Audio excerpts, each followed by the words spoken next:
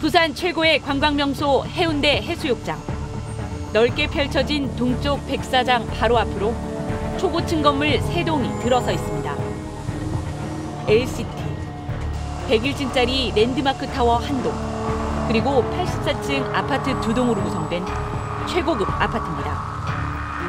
1층부터 8층까지는 상가와 수영장, 운동시설 등이 들어와 있고 101층 건물엔 레지던스 호텔도 입주해 있습니다. 비수도권에서는 유일한 100층 이상 건물. 국내에서 롯데월드타워에 이어 2번째로 높습니다. 바다에서 수영하다 곧장 걸어 들어갈 수 있다는 이른바 비치프론트 아파트. 정말로 해운대 해수욕장을 앞마당으로 쓴다는 말이 과언이 아닌 모습입니다. 아파트 안에서는 해운대 해수욕장이 한눈에 내려다 보입니다. 광환대교와 동백섬, 날씨가 좋은 날에는 일본 스시마섬까지 볼 수 있습니다. 한 걸음에 만나는 해변을 사계절 누리는 일상. 모두가 꿈꾸는 365일 휴양 같은 삶이 해운대 맨 앞에서 펼쳐집니다. 아파트 내부 역시 독일제 붙박이 가구 등 최고급 자재를 사용했다고 홍보했습니다. 이 LCT에 투입된 사업비는 2조 7,400억 원. 2015년 분양 당시 3.3제곱미터당 평균 분양가는 약 2,750만 원이었습니다. 247제곱미터, 75평 아파트가 20억 원 정도였던 건데 지금은 50억 원까지 올랐습니다. 현재 입주해 있는 세대는 882세대, 가장 작은 면적인 191제곱미터도 시세가 30억 원에 육박합니다. 말 그대로 초호화 아파트. 그럼 현재 살고 있는 입주민들은 만족하고 있을까? 스트레이트가 제보받은 LCT 아파트 내부 모습. LCT 아파트 고층 세대의 실내에서 주민이 직접 찍은 영상입니다. 벽면 곳곳에 휴지를 붙여봤더니 다 바람에 계속 펄럭입니다. 출입문과 창문을 모두 완벽하게 닫은 상태인데도 이렇습니다. 바람이 집 안으로 심하게 새어 들어오는 겁니다. 취재진과 만난 한 입주민은 바람 때문에 너무 추워서 집에서 텐트를 치고 잔 주민도 있다고 했습니다. 커튼홀에서 바람이 들어오는 게 아주 집안에서 태풍이 들어온다고 표현해야 되는 게 맞지 싶어요. 주민들 생각은 말도 안 되는 거죠. 이번엔 아파트 복도 엘리베이터 앞 영상. 한 남성이 온 힘을 다해 엘리베이터 문을 닫고 있습니다. 엘리베이터 문이 닫히지 않아 직접 손으로 문을 닫으려는 걸로 보입니다. 기믹이 안 돼 있으니까 바람이 세니까 이게 엘리베이터 문이 안 닫히는 거예요. 안에 찬바람 막 따뜻한 바람이 딱 마주치잖아요. 그 연동이 생기는 거예요. 바람이 아파트 복도까지 심하게 들어와 엘리베이터 문이 닫히지 않기 때문입니다. 지난 2월 시공사 직원들은 며칠 동안 엘리베이터 옆에 의자를 놓고 대기해야 했습니다.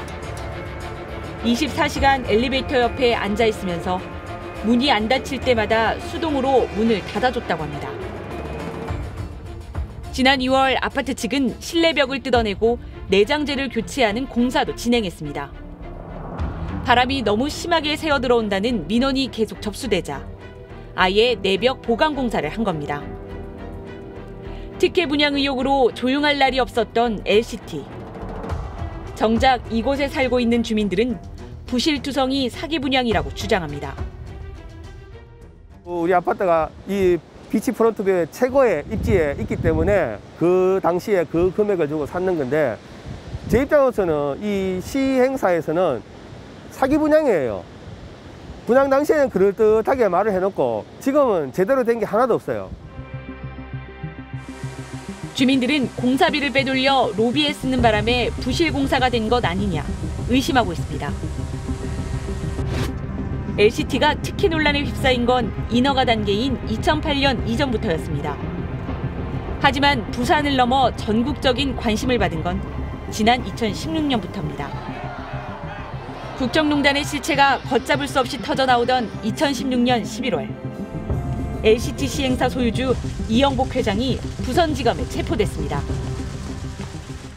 비자금 조성 혐의 인정하십니까? 검찰에서 성실하게 조사받겠습니다. 정관계 로비한 의혹 대해서는요? 성실하게 조사받겠습니다. 일단 회사 돈 500여억 원을 횡령한 혐의였는데 관심은 그 돈을 어디에 썼느냐였습니다. LCT 인허가와 사업 자금을 조달하기 위해 여야 정치인들에게 거액의 뇌물을 뿌렸다. 특히 이 회장이 국정농단 사건의 주인공 최서원 씨와 계모임을 하면서 특혜를 받고 수사무마도 시도했다는 의혹이 제기됐습니다. 그러자 당시 박근혜 대통령의 특별 지시 내용이 청와대 대변인을 통해 발표됐습니다. 박 대통령이 법무부 장관에게 LCT 비리 사건과 관련해 수사 역량을 총동원해 수사하고 연루자는 지휘 고하를 막론하고 엄단하라고 지시했다는 내용이었습니다. 대통령과 연관된 비리인 것처럼 의혹을 제기하는 것은 근거 없는 정치 공세입니다. 그러나 검찰 수사에서 가장 먼저 드러난 몸통은 박근혜 대통령의 최측근인 현기환 전 정무수석이었습니다.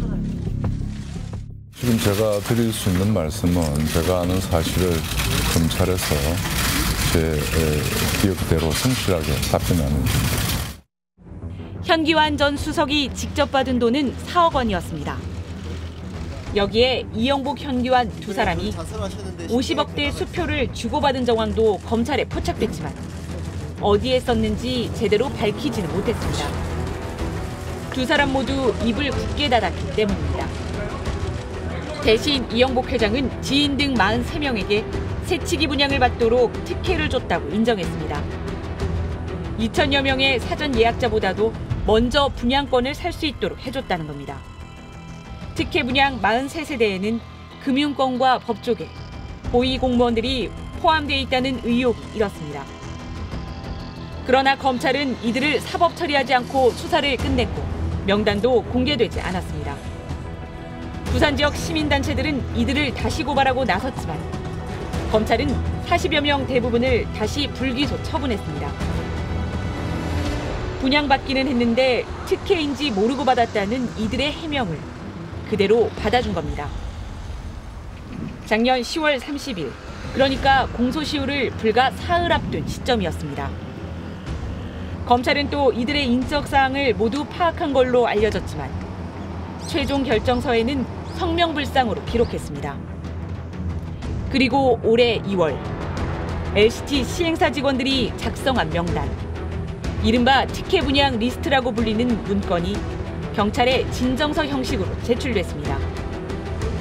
이렇게 시작된 3차 수사. 이번엔 검찰이 아닌 경찰이 진행 중입니다. 네, 당시 검찰 수사 결과를 보면 석연치 않은 대목이 한두 군데가 아닙니다. 네, 현기환 전 청와대 수석을 기소하긴 했는데 현기환, 이영복 이 두 사람이 돈 세탁을 했다는 수십억 원의 행방을 결국 밝혀내지 못했고요. 그리고 특혜 분양을 받았다는 사람들을 확인을 했는데 기소조차 하지 않았습니다. 그래서 시민단체가 또 고발을 했는데 이때 또 대부분 무혐의 처분을 했고요. 인적 사항을 아니까 조사를 했을 텐데 검찰이 수사를 끝내면서는 성명불상자, 그러니까 누군지 알 수 없다, 이렇게 가려졌습니다. 이제는 공소시효도 지나버려서 특혜 분양자 41명에 대해서는 사실상 재수사도 불가능한 상황입니다. 봐주기 수사가 아니었냐는 의구심이 들 수밖에 없습니다. 그렇군요. 공소시효가 지났다면 지금 하고 있는 3차 수사는 어떤 내용인 건가요? 현재 경찰에 제출된 이른바 특혜 분양 리스트, 이 리스트와 관련된 수사가 진행 중인데요. 도대체 이 리스트가 무언지 전체를 입수해 분석했습니다.